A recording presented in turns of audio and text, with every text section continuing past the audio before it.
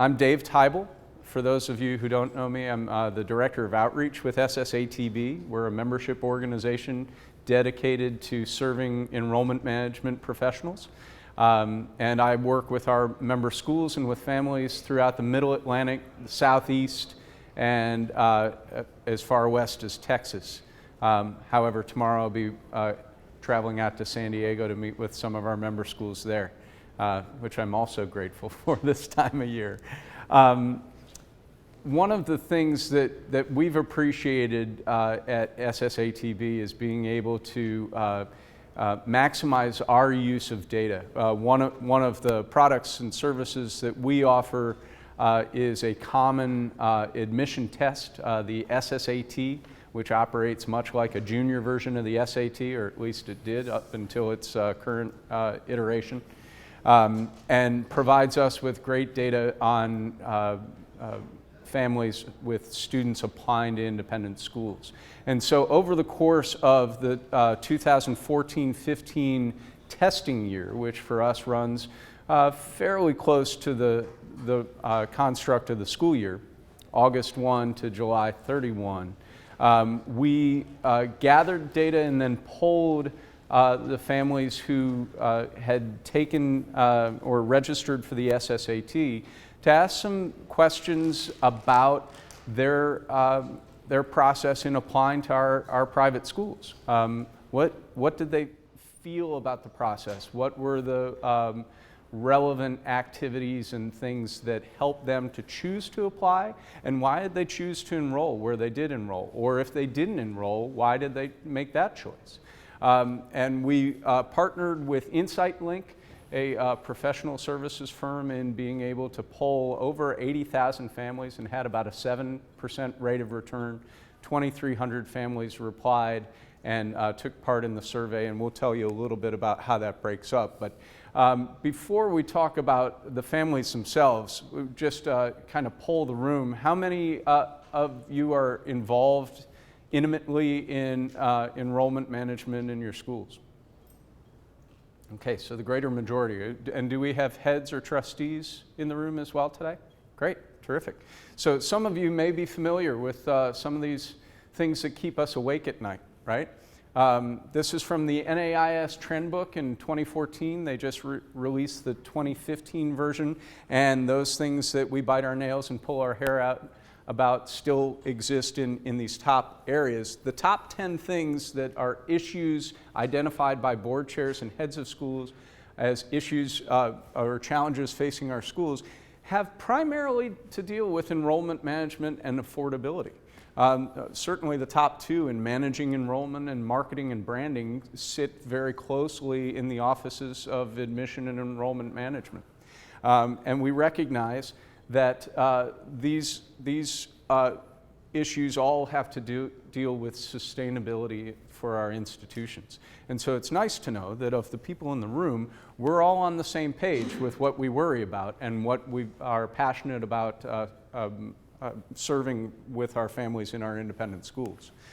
Because we certainly have had to face some brutal facts. We certainly were hitting on some sensitive areas when we talked about how we track our efficacy in the admission process these days. The traditional admission funnel that starts with qualifying your leads and your inquiries up here and coming through to matriculants at the bottom seems a little bit broken. And to quote Ann Miller, who is a longtime admission director at Madeira School outside McLean, Virginia, the application for her was the new inquiry.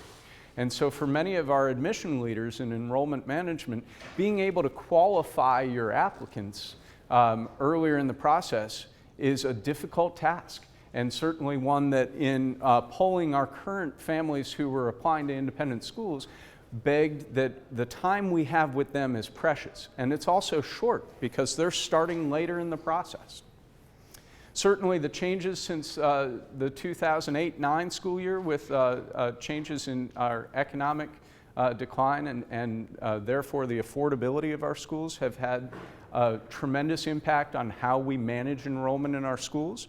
And if you're involved in a boarding school, we certainly see that there's a national issue with regard to the decline of domestic boarders, and where do we find our replacements in order to sustain enrollment. Certainly looking abroad and trying to qualify international applicants as well. Because we recognize that if students weren't born, they can't enroll. We need to ensure that the initiatives and the tack that we take with those families we do have in the funnel are meaningful and relevant. Because we're looking here at a slide from the Western Interstate Commission on Higher Education, looking at those projected non-public high school graduates through about 2028. We certainly see that nationally, those students who are eligible to attend an independent school that number is declining. And so therefore, we recognize that the metrics that we're using in order to judge the efficacy of our admission effort will be reflected on a national scale as well. If you have fewer students to choose from, obviously your inquiry pool is going to be impacted by that. Your admission figures are going to reflect these things. But oftentimes, well, every time, the traditional admission funnel doesn't measure what's going on outside of the walls of our buildings. We also recognize that consumer behavior has changed. You know, the traditional purchase journey that begins with kind of awareness of the product. I like a widget, and then I research the widget, and then I buy the widget, and depending upon the customer service I receive, bless you, I'm going to be able to repurchase the widget because I believe in the product. That behavior has really changed in the past 10 years. And over the past 20 years, we've found that the new purchase journey looks a little bit more like this. So families are making decisions based on a myriad of information that's now available to them. And if we were listening to Ian Simmons speak yesterday about how technology has changed the education habits of families, certainly as we look at independent school as a commodity, we are mindful and needful of being cognizant that the consumer purchase journey has changed. And so the ways we interact with families has to change and reflect those behaviors. So this is a quote that came from Lori Wisdow, who's an analyst with Forrester Research, one of the nation's leading firms in analytics and marketing research. If today's buyers are anywhere from 2/3 to 90% of the way when they first contact us, well, the upside is we have a tremendous opportunity to close the deal in admission, right, and secure a new family for enrollment. But they're also that much further along in the process. So our window for engagement, making a good impression, being able to articulate effectively our mission, our value proposition, for a family, to be able to assure them that this is the right choice for them, as much as we want to be able to make a choice about whether they're the right choice for us. That window is even smaller. And so, again, it's imperative that the time that we spend with our families is thoughtful and well spent in the initiatives we take on in the admission process. Now, this is a little bit harder to read, but some key themes came out of our report. And so after hearing from 2,300 families in the survey, we condensed it into some salient points. And there were some key themes that came out of the report. And if you'd like a copy and haven't had an opportunity to read it, you're welcome to download it. Any of our materials are available for free at admission.org. We have a number of webinars on topics that relate to this, as well as copies of the Ride to Independent Schools, which are available electronically, or you can order hard copy if you're still like to have the tack and the feel of the paper like I do as a former English teacher. So some of the key themes that came about: that choosing to apply to a private school is driven both by a combination of experience and aspiration. Families have who responded to the survey have a background with independent schools, and so they have also high expectations for how our schools perform, as well as their expectations for their children. So regardless of where they fell in socioeconomic brackets, they have the same expectations for their children within our schools. Day schools tend to be the primary type of school that families are considering. Not a big shocker for those of you who have worked in boarding schools. We have to have our talking points in our elevator speech down pat whenever we go to a school fair at a boarding school, because, oh, thanks so much. I don't want to send my child away. But we see that in the responses in the survey, families will certainly consider their local day school first. All parents visit the majority of the schools where they choose to apply, and we'll talk about the impact of that in a moment. And parents find the admission process pretty anxiety-provoking. And we polled students from pre-prep schools in 2013, they found it very anxiety-provoking because we ask a lot of our families in the process. It's not a fill out the sheet and wait to hear from us. It's an 8 to 10 piece process that includes, among other things, admission testing, essays, being able to get the information from their current school in form of transcripts and teacher recommendations. It's an involved process on top of what we expect our students to be doing, going to school and getting good grades so that they'd be considered at our institutions. And that different types of parents want the same things from schools and from the admission process. So again, regardless of socioeconomic status, families want the same things for their children, and they expect the same things from us in terms of the type of communication, although we'll talk a little bit about segmentation as we go through. So from our respondents, not a big surprise that the majority of the responses in relation to the child who's applying came from moms. How does that impact how we communicate in our online materials or our printed pieces? 4 out of 5 moms agree, right? If we're not thinking of the perspective, that certainly impacts how well we're able to effectively communicate with our prospective families. In terms of generationally, the majority are sitting in that Gen X 35 to 49 bracket right now. And based on the fact that these were all families through SSATB who had applied to take the SSAT, it's not a surprise that the current grade of the child falls right around the areas where we assess most. So for families applying to independent schools using the SSAT, the middle level is for students who are currently in grades 5 to 8 applying for middle school grades 6 to 8. And the upper level from grade 8 applying through 12. In terms of ethnicity, the breakdown fell pretty much consistently with the breakdown of families represented at NAIS schools. But an interesting point that we found is that the nearly half of the parents who responded had attended independent schools themselves, and that they also existed in a significantly higher income bracket on average than the typical range of families represented in our independent schools. But that is also reflective of the fact that our schools charge high tuitions. And so therefore you have to have a significant amount of discretionary income in order to be able to afford an independent education. The majority of households were married, and the average household size was just a little above 4. So typically 2 children, 2-parent households. Another interesting point, and so to qualify the responses, the level of families who responded who had achieved a 4-year college degree or higher was close to 66%, which is a significant response rate for that bracket.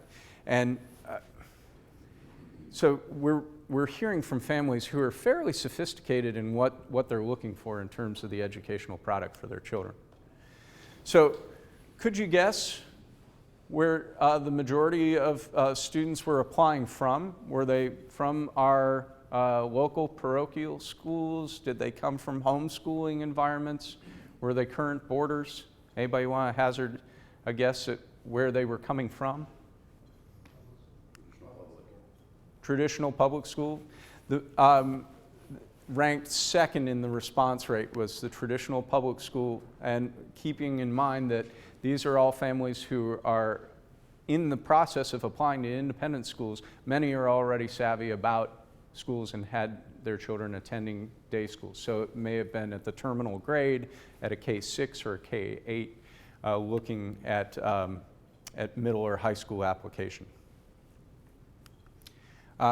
It's also of interest that within the breakdown of where students were applying from, there's a significant number of students who were seeking to explore other educational opportunities, regardless of whether they were already in an independent school. So that begs the question for enrollment managers, what we do to ensure that we're retaining our students. Because we're certainly in the business of recruiting graduates. We're not in the business of recruiting one-year applicants who then choose to go on to the next place, and we have to keep a revolving door for them. So in terms of the most important factors in choosing to apply to an independent school,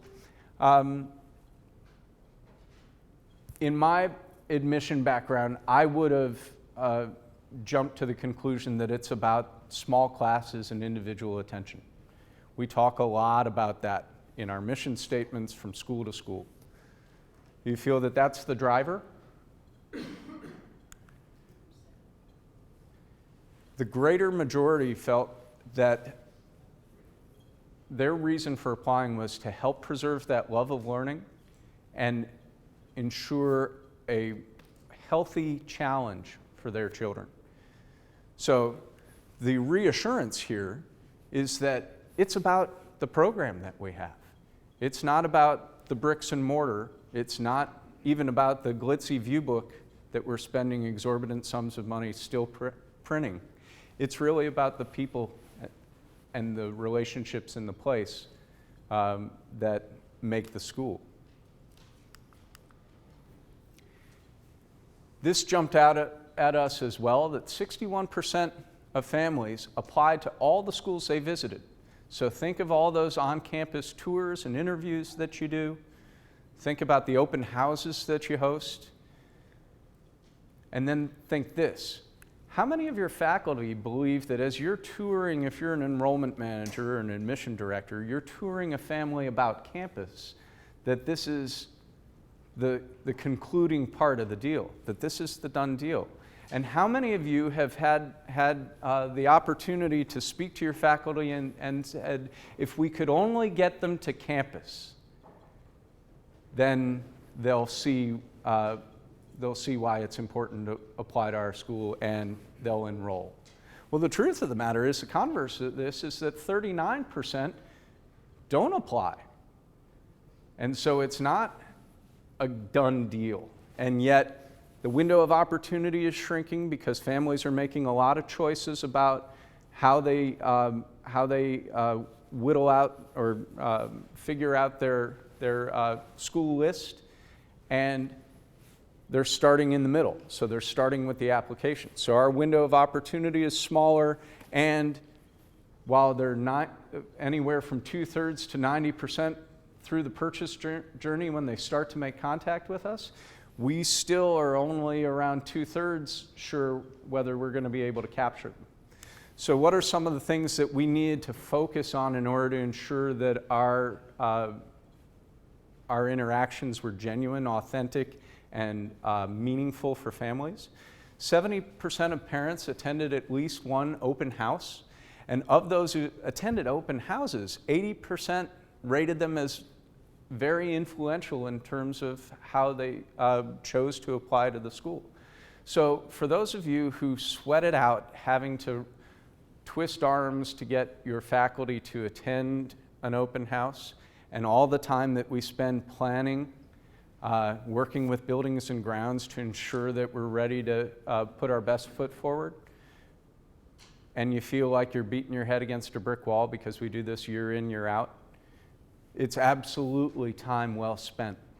And it's an imperative in order to ensure that our families feel good about applying to your school. Now, given that families find that to be very influential in their thought process in choosing to apply, we want to make sure that the open house isn't the same old animal as it's always been. Investing the time, energy, and resources into making it fresh, relevant, meaningful for families is very much time well spent. So, which would you feel your school's most effective marketing tools might be? And you see some of the choices up here that we offered for families to respond. Interviews, the work of the admission office, school's website perhaps, current parents, current students. Yeah, the top two had to do with the work of your admission office. The tour and the interview ranked very highly as effective marketing tools. And again, it's because it gives them an opportunity to develop a more intimate relationship with your school and start to envision their child there. Certainly, the website ranked highly. About 66% felt that that was very influential or effective as a marketing tool. The referrals from educational consultants or the work of access organizations like ABC to be able to help in the process ranked highly with families as well. And as someone pointed out, speaking with parents from the school, that was right about 75% rate in terms of being an effective tool. We should never discount the impact that we can have one-to-one. And how many of us who have worked in admission task out the campus tour to the youngest person in the office? Now, luckily for me, the youngest person in the office happened to be me. I was a one-man shop at least one of my schools, so I was beholden to myself for that. But I greatly discounted how important planning out the school tour was to being able to impact our yield in admission. And so how many of you utilize student tour guides? And others, we have families who tour directly with an admission officer, someone, okay? What we really focus on here in terms of the most sought after resources, so when prospective families told us what they were looking for, what they wanted to be able to participate in or evaluate in order to ensure that they were ready to apply to your school, it had very little to do with the biology lab in the classroom. It had everything to do with access to current students, to current parents, to time to kind of kick the tires and see what your faculty's character is like, what the classroom setting might feel like. And then we recognized that families were coming from a variety of different backgrounds. And so oftentimes we treat a prospective family as if they all have the same nature and composition. They may not know anything about our school, and so we'll start at the elementary level. I often found myself working in schools where in August the phone might ring. Well, now maybe the phone doesn't ring, but you get an email, and a family would say, well, I'd like to register. We'd have to start, let's start at the beginning, and we talk about the application process, and we hope we don't lose them on the phone in that process, talking about the different steps or the timeline in the year. Do we think much about how we segment families? when they come into our schools, recognizing that for students who are already in a boarding school, they're applying to almost 6 schools. Those who are in current charter or magnet schools tend to apply to a little over 3. So if we're thinking that all prospective families are type A, then we put ourselves in a real bind when we discount how they're searching and where they're choosing to apply in addition to our school. How many hurdles could we remove in that process by segmenting our applicant population and being able to have different tacks or different initiatives and strategies for dealing with families from different backgrounds. Certainly, the overlay of socioeconomic can also come into play here. When do we begin the conversation about financial aid? And as my colleague Kristen Power at SSS would point out, that's a conversation to have with families who are in high income brackets as much as it is those who are expressed full need. So within your current school consortiums, do any of you use common forms, maybe teacher recommendations to help in that process? 58% of our respondents felt that they would have submitted a common application if they knew it was an option.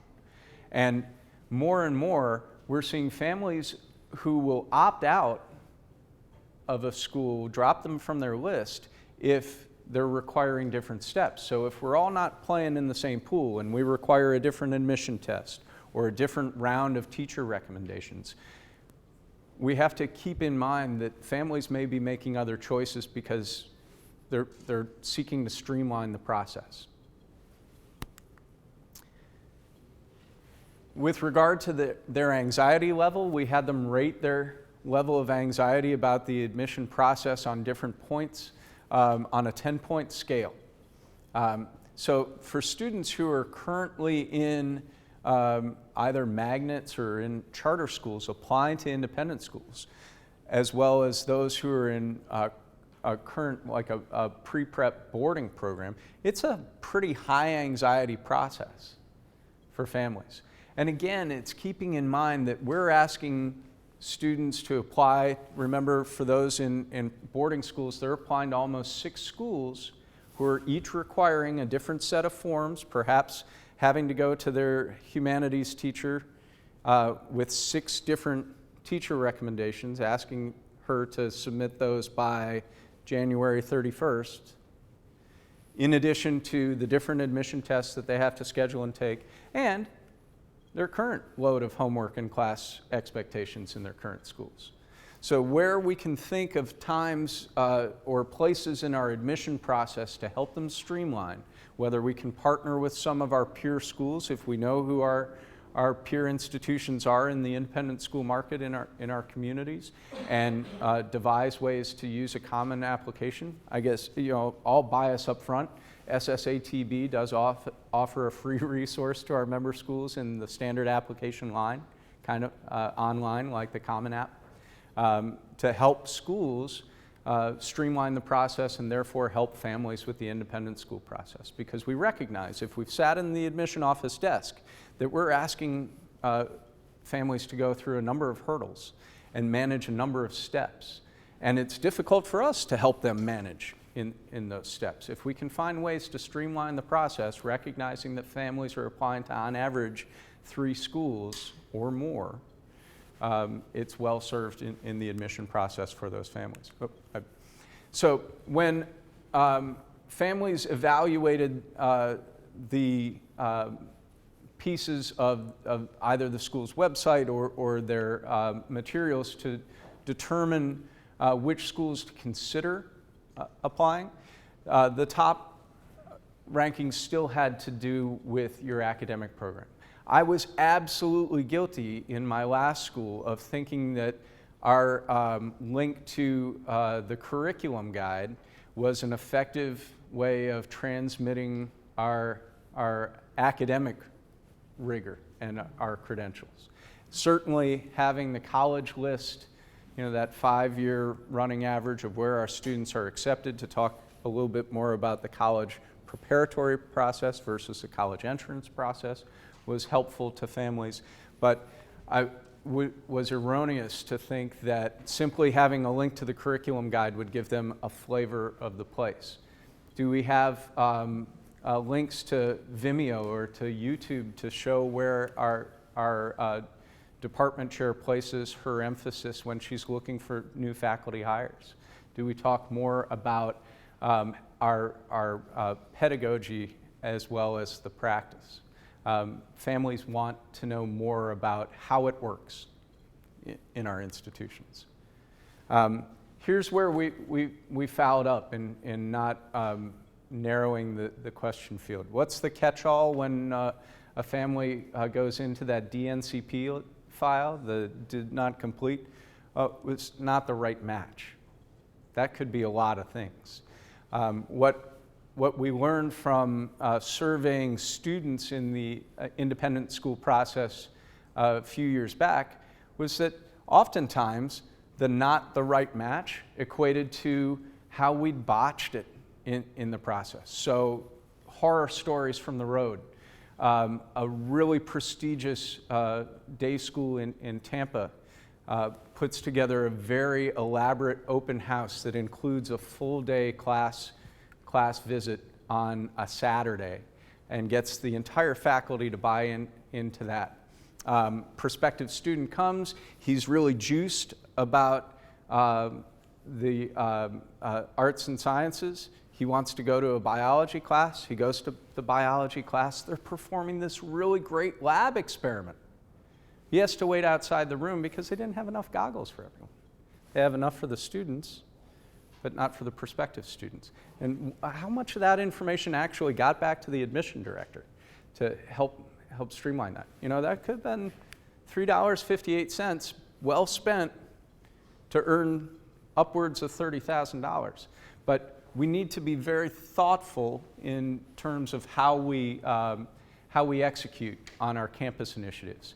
The training of tour guides, if we're using student tour guides, needs to be a rigorous process, and it's time well spent. And we can certainly articulate to families, our current families, why it's important for their children to participate in the process. They want kids around them who are going to be helping to mold their experience there at the school, so they should be invested in that process. But certainly tasking that to someone in your office just to get it done, make sure they know where the library is, isn't sufficient use of the limited time that we have with our prospective families. We dug a little bit deeper to see, once they've applied to the myriad schools, how many from the different backgrounds were accepted at a variety as well. The average number of applicants were accepted at about 2 schools, so they still had a choice, maybe 50%, or you were in the running for a third. I'm going to school A, I'm going to school B, or maybe if I can't afford it, I'm staying in my current school. So 81% of those students who applied, 81% of our respondents chose to attend a private school. But of those who were accepted but won't attend, they were choosing from other competitors we share in the independent school market, looking at certainly the traditional public school offerings, but also charters and magnets, homeschooling as an option. At the time of our report, 4% were yet to decide, and we published in June of 2014. So throughout the report, we have snippets from families talking in their other box or in their comments boxes about how they felt about the process and how they chose or why they chose to enroll in their selected schools. Among the many, we're fostering that strong student-teacher communication, as well as having that environment that's conducive to learning. So again, it's really about inviting our prospective families to get to know the programs and the people. When we can have testimonials in our publications, that goes a long way to really speaking to the character of our institutions beyond, how many volumes in the library. I'm dating myself a little bit there.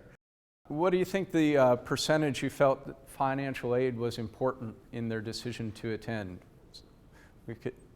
Of the offerings of 10, 30, 50, or 70%, do you think it's 70?